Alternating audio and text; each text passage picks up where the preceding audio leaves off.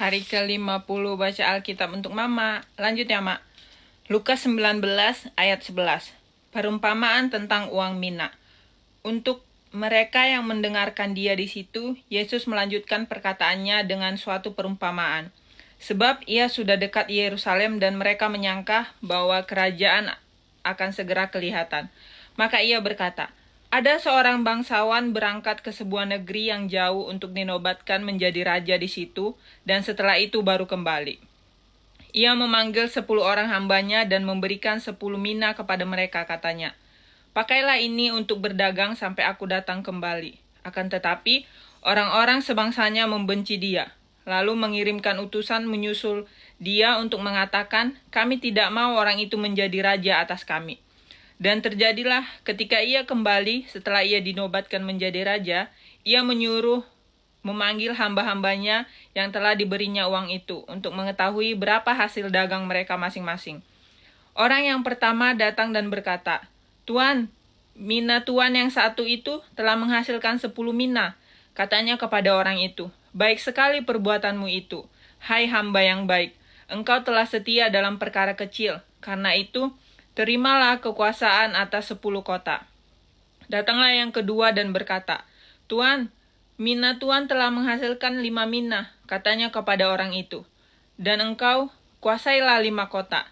Dan hamba yang ketiga datang dan berkata, Tuan, inilah mina tuan. Aku telah menyimpannya dalam sapu tangan. Sebab aku takut akan Tuan. Karena Tuan adalah manusia yang keras. Tuan mengambil apa yang tidak pernah Tuan taruh dan Tuan menuai apa yang tidak Tuan tabur. Katanya kepada orang itu, Hai hamba yang jahat, aku akan menghakimi engkau menurut perbuatanmu sendiri. Engkau sudah tahu bahwa aku adalah orang yang keras, yang mengambil apa yang tidak pernah aku taruh dan menuai apa yang tidak aku tabur. Jika demikian, mengapa uangku itu tidak kau berikan kepada orang yang menjalankan uang?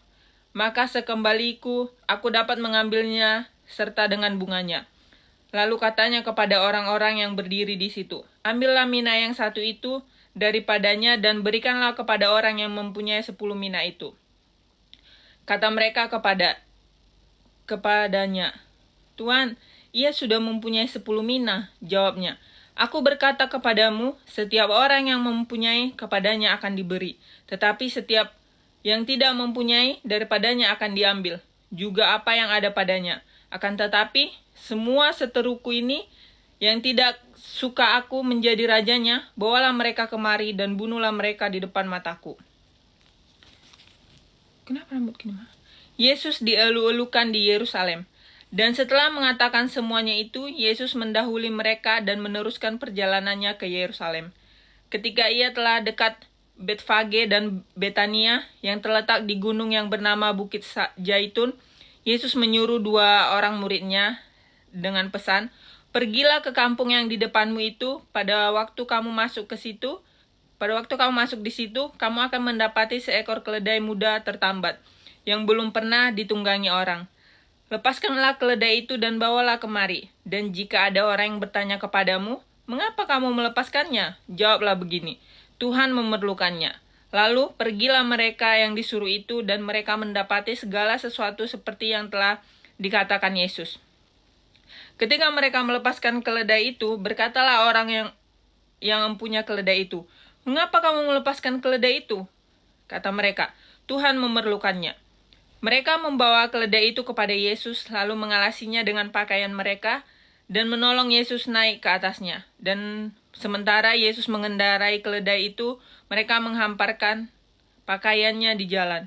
Ketika ia dekat Yerusalem, di tempat jalan menurun dari Bukit Zaitun, mulailah semua murid yang mengiringi dia bergembira dan memuji Allah dengan suara nyaring oleh karena segala mujizat yang telah mereka lihat. Kata mereka, diberkatilah dia yang datang sebagai raja dalam nama Tuhan, damai sejahtera di surga dan kemuliaan di tempat yang maha tinggi. Beberapa orang Farisi yang turut dengan orang banyak itu berkata kepada Yesus, Guru, tegurlah murid-muridmu itu. Jawabnya, Aku berkata kepadamu, jika mereka ini diam, maka batu ini akan berteriak. Dan ketika Yesus telah dekat dan melihat kota itu, ia menangisinya, katanya, "Wahai, betapa baiknya jika pada hari ini juga engkau mengerti apa yang perlu untuk damai sejahteramu. Tetapi sekarang hal itu tersembunyi bagi matamu. Sebab akan datang harinya bahwa musuhmu akan mengelilingi engkau dengan kubu, lalu mengepung engkau dan menghimpit engkau dari segala jurusan. Dan mereka akan membinasakan engkau beserta dengan pendudukmu, dan pada tembokmu mereka tidak akan membiarkan satu batu pun tinggal terletak di atas batu yang lain. Karena engkau tidak mengetahui saat bila mana Allah melawat engkau." Yesus menyucikan bait Allah. Lalu Yesus masuk ke bait Allah dan mulailah ia mengusir semua pedagang di situ. Katanya kepada mereka, "Ada tertulis, rumahku adalah rumah doa, tetapi kamu menjadikannya sarang penyamun." Tiap-tiap hari ia mengajar di dalam bait Allah. Imam-imam kepala dan ahli-ahli Taurat serta orang-orang terkemuka dari bangsa Israel berusaha untuk membinasakan dia.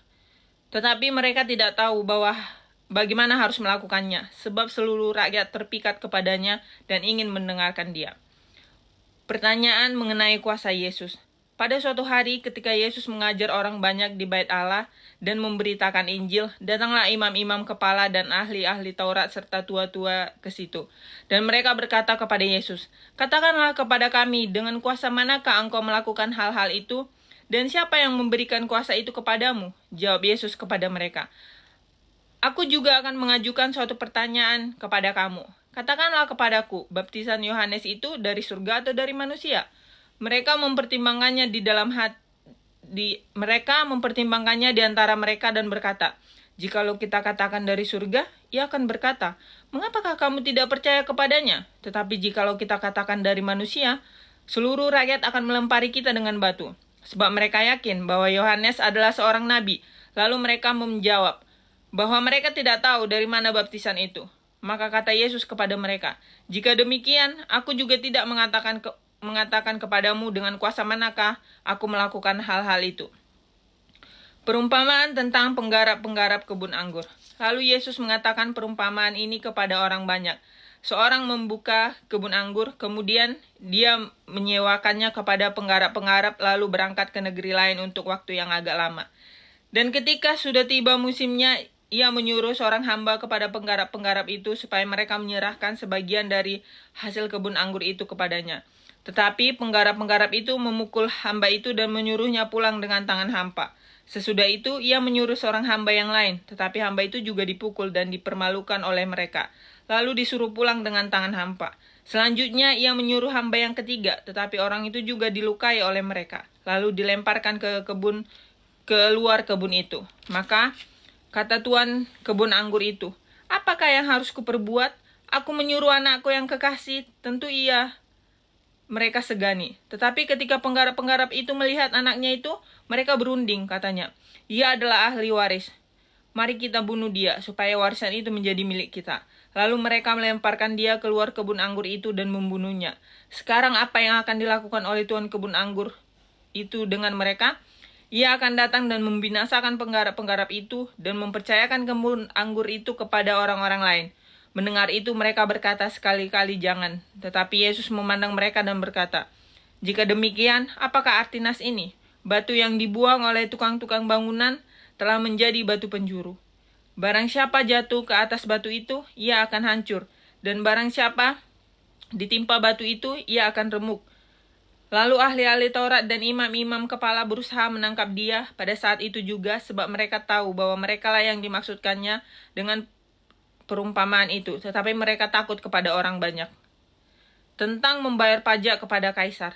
Ahli-ahli Taurat dan imam-imam kepala mengamat-amati Yesus. Mereka menyuruh kepadanya mata-mata yang berlaku seolah-olah orang jujur, supaya mereka dapat menjeratnya dengan suatu pertanyaan dan menyerahkannya kepada wewenang dan kuasa wali negeri.